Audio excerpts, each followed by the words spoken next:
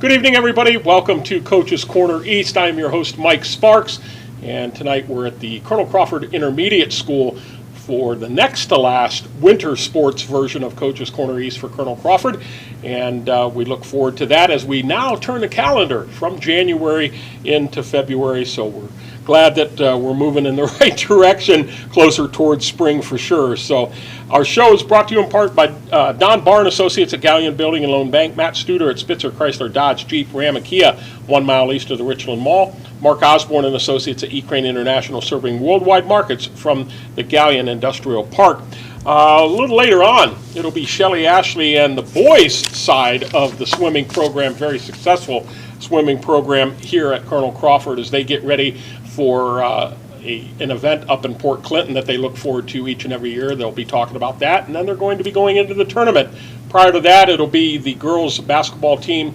I think we're going to have some players on the JV squad coming in, and to start us off tonight, speaking of JV, it's a JV and assistant varsity basketball coach at Colonel Crawford on the boys' side. It's Brett Kaple. It's good to see you again. Good to see you, Mike. Yep. Just getting right out of the practice gym, I assume? Yeah, we practiced at 4:30. I went in my room, got some work done, and figured just kill some time getting some odds and ends done. There you go. Well, I appreciate you stopping by. I want to go back a little ways. A few weeks ago, back to Friday the 13th of January, and you take on Buckeye Central, and you get a nice win there, 48-32 up at Buckeye Central. And always when you face a Coach Howell team at their place, a team that, as I've said many, many times before on the show, kind of relentless. Those kids don't give up. They gave you a pretty good game. Yeah, they did, and hats off to Tom. He's been dealing with some injuries and whatnot, but he still gets his kids to play hard.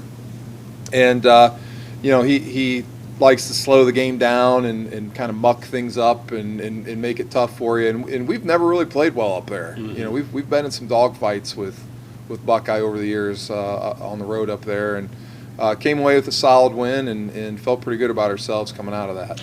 Then the following night, I don't know, I'm not an expert by any stretch of the imagination, but I would call it probably the team's signature win. You go to Lucas, a team that's very, very talented. A lot of those football players that have had success in their deep tournament runs also play basketball. It's just a tough place to play. Coach Eisman does a great job with them down there, and you get a great road win at Lucas, 60-57. Would you look at it as a signature win? Yeah, I would say that, going down to Lucas, playing in the Cub Cave against a very good Lucas team, and yeah, I would agree with you. That was a signature win for us to go down there, and I'm not 100% sure, but I'm pretty sure they're leading their conference right now. They'll probably end up winning it outright, and to go up against a team like that and come out on the winning end, yeah, that was a great win for us. And it was a Lucas team that has given Crestview their only loss yes. handily. So to win at Lucas against a really good team, that's huge. And then you have to turn it right around the following Wednesday. A good Fredericktown team out of the KMAC comes here, and you beat them by 7, 59-52. You take a couple days and go to Bucyrus, get a really big win over at Bucyrus on the 21st, 71-37, and it was the 7th straight win for the Eagles, and then things have changed a little bit. Yeah, we had things rolling there. We're playing well, and then I don't want to make excuses for us. I don't know, maybe if we got maybe a little over content, but we also got bit by the flu bug a little bit. Mm-hmm. Some guys were dealing with some sickness and illness, which you're going to have right. In a long season, and once you get into some dings and bruises here and there. We're not a very deep team, right? Either varsity or JV, and all it takes is one guy or two guys to be a little dinged up or sick, and it kind of can have an impact. And we had things rolling, and there again we hit some adversity. Right. And a sign of a good team is how they bounce back from that adversity. So, we lost 2 straight here, and we'll see how we bounce back here. Yeah, last Tuesday you go over to Winford, and that was a makeup game. It's odd that you're 3/4 of the way through the season, hadn't played Winford yet, and then you're going to play them twice in a span of 10 days, something along that lines. But you go over there. That was a makeup from right before Christmas when we got the horrible blizzard or whatever you want to call it. Thankfully, that game did get moved to the Donaldworth Gymnasium, or as Coach Sheldon says, the House of Thrills. I was there that evening. It was a very special evening for both communities.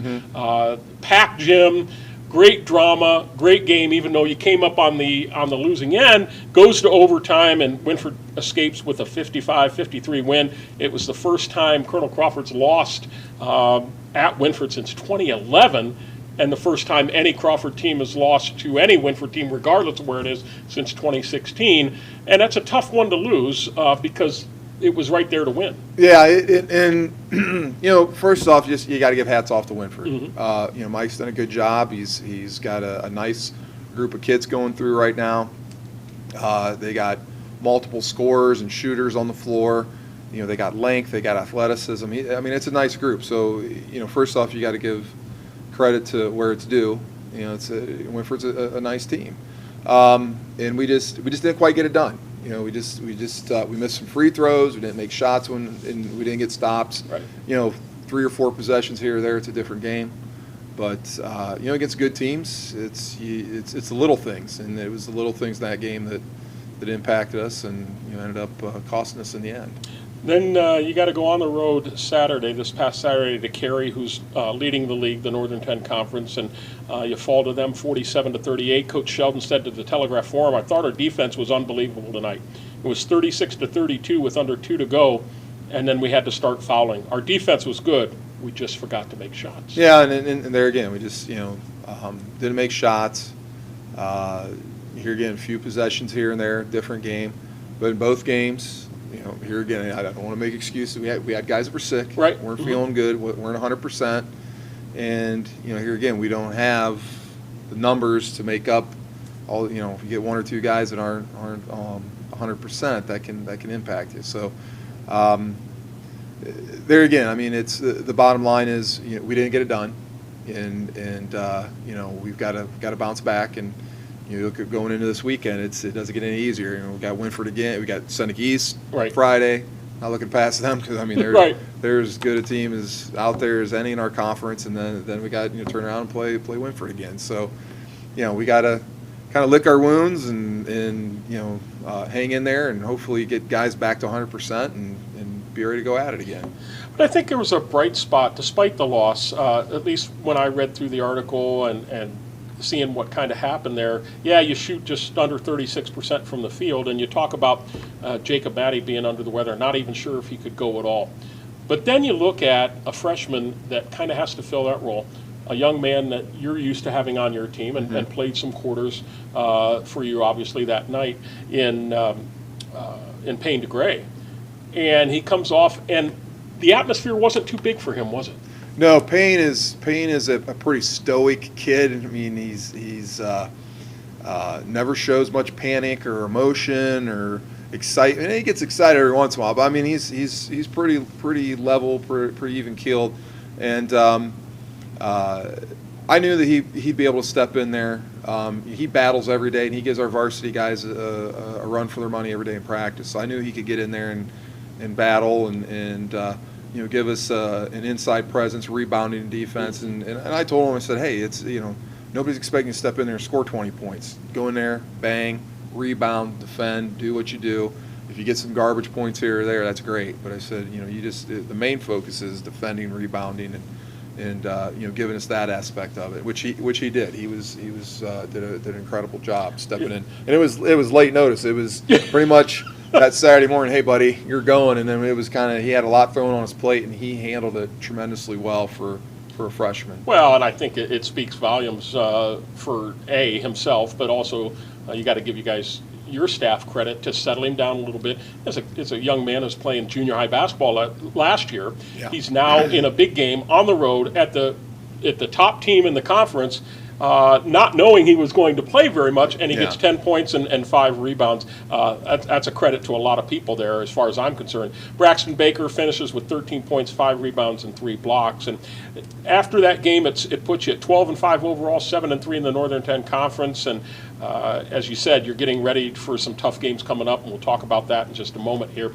Our show is brought to you in part by Stephen Chuck Keller, Keller Auto Parts, your Napa dealer, Uptown, Galleon, and Crestline.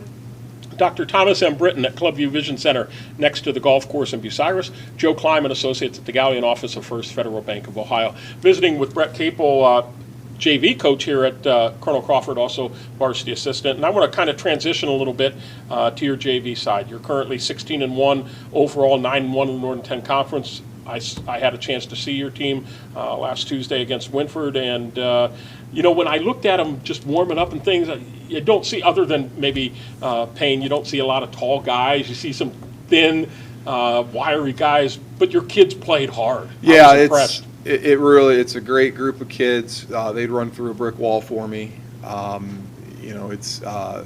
not going to go out and torch the nets for 50, 60 points every game. Mm-hmm. But what we do well is we defend, we rebound, and we execute our stuff and execute our game plan. And these kids have been locked in from really the beginning of the season. We have a scouting report. They know it. They know how we're guarding. They know what we want to do offensively and defensively, and they pretty much execute, night in and night out. You talk about maybe a little bit of lack of depth at the varsity level, and you're going to lose some seniors off of this year's team, and Braxton Baker and Jacob Batty, among Horsley, among others. So, you got to, and I'm sure these young people know they got to be ready to go next year. But there's times, as you know, you've been around the game very, very long, that when you get in a tournament run, there's roles for those type of players, whether it be fouling late or just giving somebody a blow for a few minutes. Mm-hmm. Are they starting to think that way? Are they prepared for that? Yeah, what we do is, our JV guys, once we get into tournament time, kind of transition into our scout team. Okay.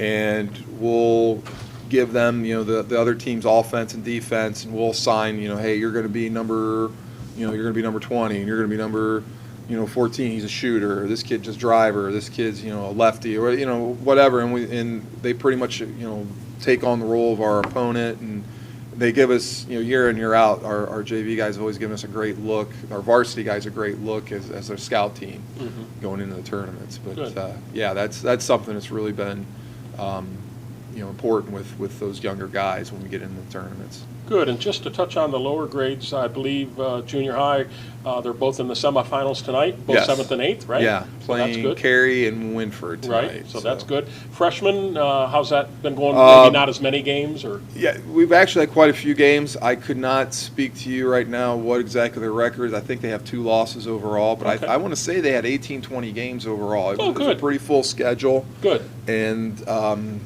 Adam Daniels, who's been an assistant, took when Zach Bauer took the girls' job. Adam took the freshman job, and he's been doing a fantastic job with those younger guys, and has had a lot of success with them this year. Good to hear. Good. Take another break here before we look forward to the upcoming games. We're brought to you in part by the Burkhart Farm Center, the Burkhart family at the Burkhart Farm Center, your Case IH dealer straight west of Galleon on the Manette New Winchester Road.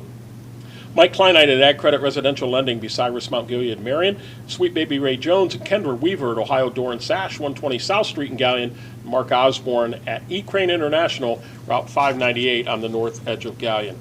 Well, as you mentioned, you got a busy weekend as we get, 3 weeks left of the regular season. It's winding down quickly. You go back-to-back double weekends and then one final game. So you have Seneca East coming up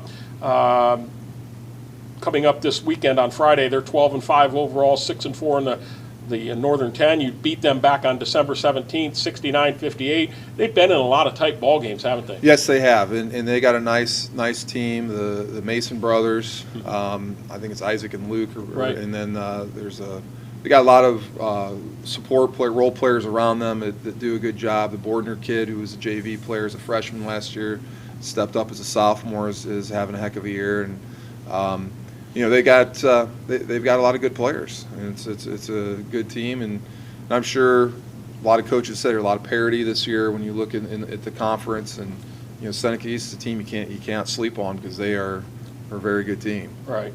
And then Saturday night should be a packed house at the Mac Morrison Gymnasium as Winford comes calling, 11-5 after their loss to Northmore last night, 7-3 in the Northern 10 Conference. And as I mentioned, just about 10 days removed since you played them last, so they should be fresh in your memory, should be fresh in the kids' memory, and that's one they're going to want to get in the Eagles' nest, right? Oh yeah. I'm sure Winford's talking about being able to sweep the Eagles, and we'd have to probably go back in the record books to look at the last time that happened. Right.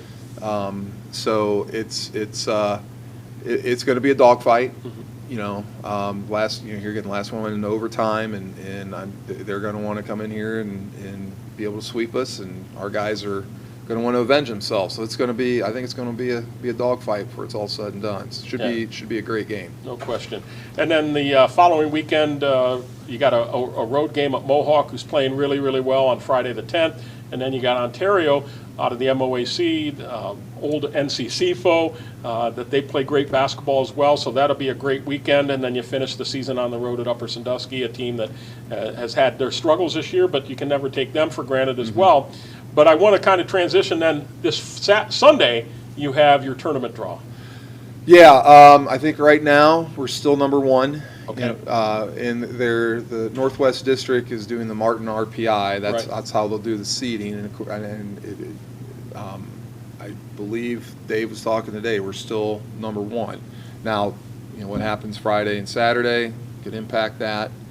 Ultimately, we want to go in with the one or two seed. Right. And then go from there and take a look at it. And I really haven't talked shop with Coach Sheldon as to what he's thinking. As long as I'm sure he's not going to tell me and reveal his hand to everybody how he's going to the brackets are going to play out and where we're going to go and everything. But ultimately, we want to go into that with the one or two seed. I think that's going to be big. But obviously we got to get past Seneca East and Winford to be able to hold on to that. And those two venues are Monroeville, and what's the other one? Do you recall?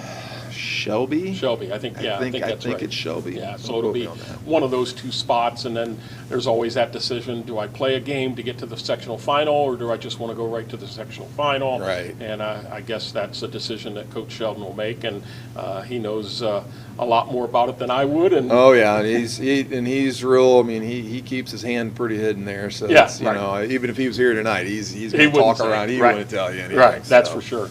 Well, good luck this weekend. A couple big games, both at home. I hope and I know your fans will come out and support. It'll be a great weekend and get a couple wins to propel you into the tournament draw, and then see where things go from there, and continued success. I appreciate you coming out tonight. Thanks, Mike. Appreciate it. You bet. We're going to come back. It'll be girls basketball this segment right after this.